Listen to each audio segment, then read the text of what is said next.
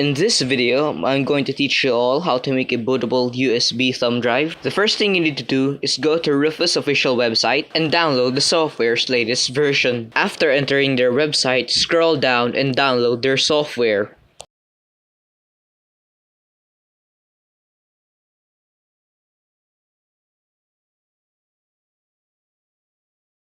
After downloading, open the said application.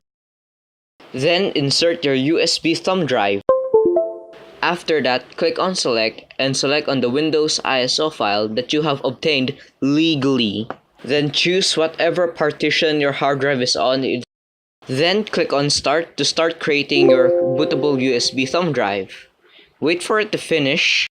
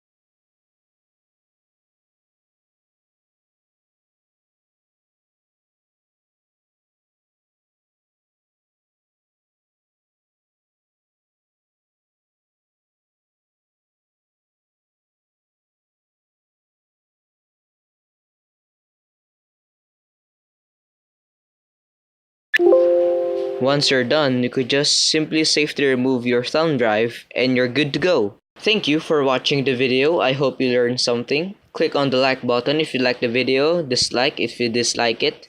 Don't forget to subscribe.